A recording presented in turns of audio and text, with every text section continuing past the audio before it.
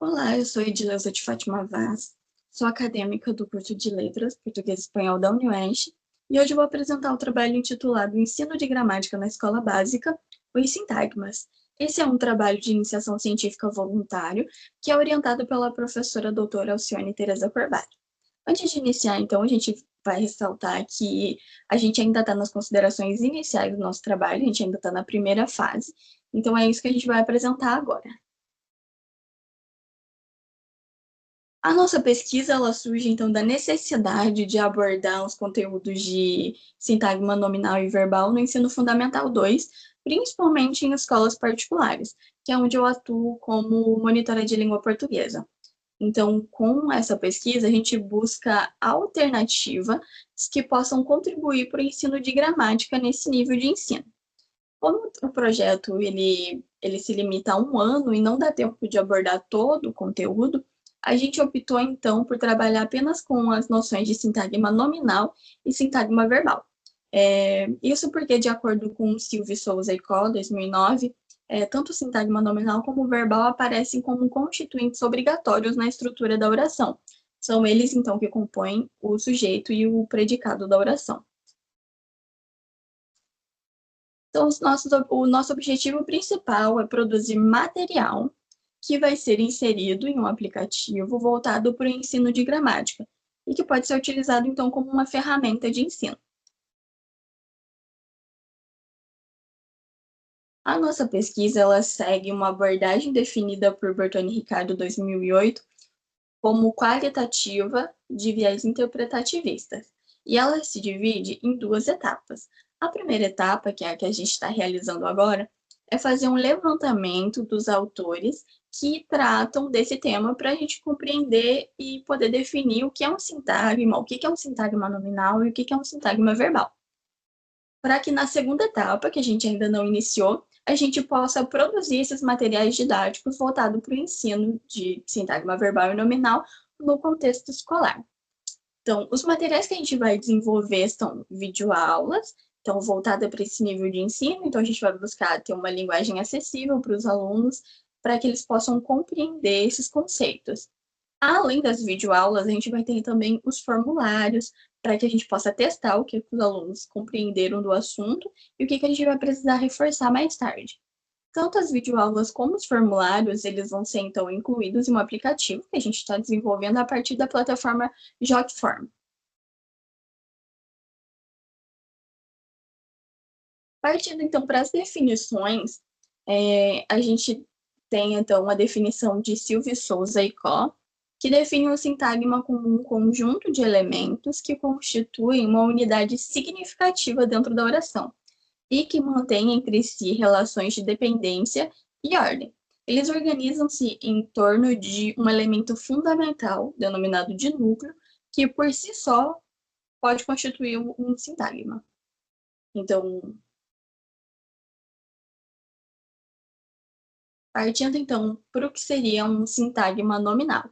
Ainda de acordo com as mesmas autoras, a partir do elemento que constitui o núcleo que a gente pode definir qual é o tipo de sintagma. Sendo assim, um sintagma nominal é aquele que tem como núcleo o nome, que pode ser um substantivo, um pronome ou uma expressão substantivada. Então, trouxemos um exemplo para mostrar como isso pode aparecer. Então, a gente tem a oração.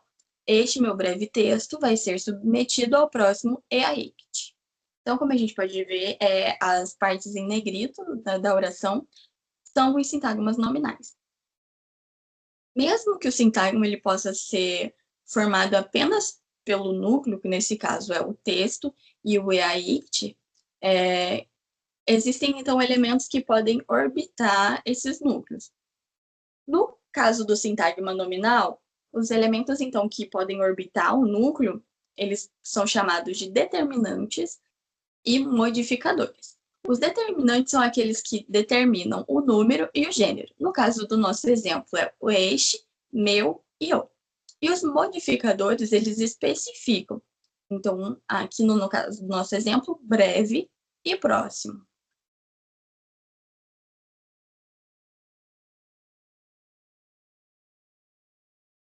O sintagma verbal, por sua vez, é aquele que tem como núcleo um verbo, conforme a gente mostra aqui no exemplo. Eu estudo gramática no curso de letras. Então, o sintagma verbal é a parte que está em negrito. No caso do sintagma verbal, que é o que constitui o predicado, existem outros tipos de sintagmas que podem orbitar o seu núcleo.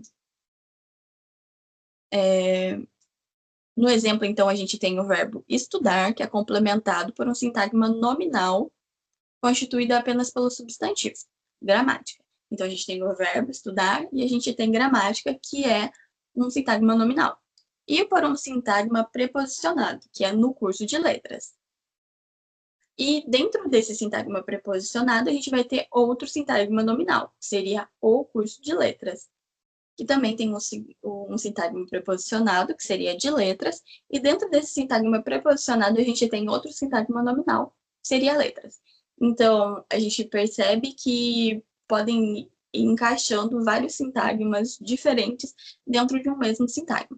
Mas a gente não vai abordar toda essa complexidade no nosso trabalho. Isso é só para a gente compreender como que funciona, então, os sintagmas. Nas nossas videoaulas, então a gente vai apresentar isso de uma forma mais simples para que os alunos possam compreender. Aqui a gente tem um exemplo de como que esses elementos vão ficar dispostos no aplicativo. Essa é a interface, então, do aplicativo, como que ele fica no celular. Então, a gente trouxe o exemplo do sintagma verbal.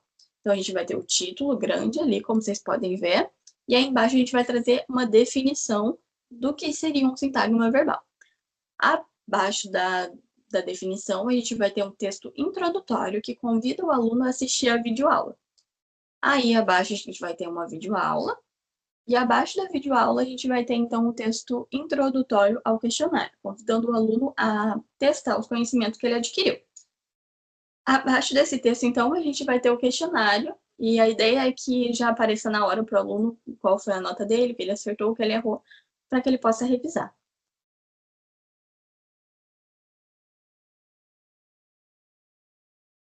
A nossa conclusão, então, a gente considera que as ferramentas digitais elas podem contribuir significativamente para o ensino de gramática na educação básica e que ela pode ser utilizada, então, como um recurso complementar ao ensino tradicional. Esse nosso trabalho, então, busca apresentar uma alternativa de aprendizagem baseada em explorar essa contribuição que as ferramentas digitais podem ter no ensino. Os nossos agradecimentos, então, é à Universidade Estadual do Oeste do Paraná, a UniOeste, por permitir o desenvolvimento dessa pesquisa. Estamos abertos a questionamentos, a sugestões, e muito obrigada pela atenção.